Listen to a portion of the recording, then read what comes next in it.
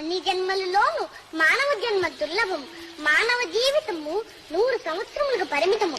ఆ 100 సంవత్సరములలో సగం రాత్రి రూపమున నిద్ర వలన నిరర్థకమగును. మిగిలిన 50 ఏండ్లలో బాల్య కౌమార యవ్వన దశలలో 20 ఏళ్లు పోవును. చివరికి మిగిలిన 30 ఏండ్లలో సంసార లంపటంన చిక్కుకుని మానవుడు కామ క్రోధాది హరిషడ్వర్గములచే పీడిపబడును. కావున కాలం వ్యర్థము చేయక హరిభజనతో మోక్షం పొందుట యుక్తము. హరినామం కంటే రుచైనది లేదు.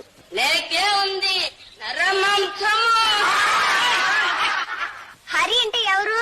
నారాయణుడు. అతనికి 2 పేర్లా? రెండేమిటి, అతని కలంత కోటి నామం కలవు. ఎందుకు? ఒకటైతే వాళ్ళమ్మ మర్చిపోతుందేమోనని. అతని అమ్మ పేరేమిటి? అతనికి అమ్మ లేదు. మరి నాన్న లేడు. మరి ఎలా పుట్టాడు? అతనికి పుట్టికయ్యే లేదు.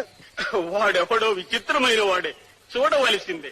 అతని దేవుడు ఎక్కడుంటాడు? అతడు సర్వాంతర్యామి. అతడు లేని చోటు లేదు. మరి అతను చూసేదెట్లా? భక్తితో ధ్యానించుటే. అదెట్లా? నేను చెప్పినట్లు అనండి. ఓ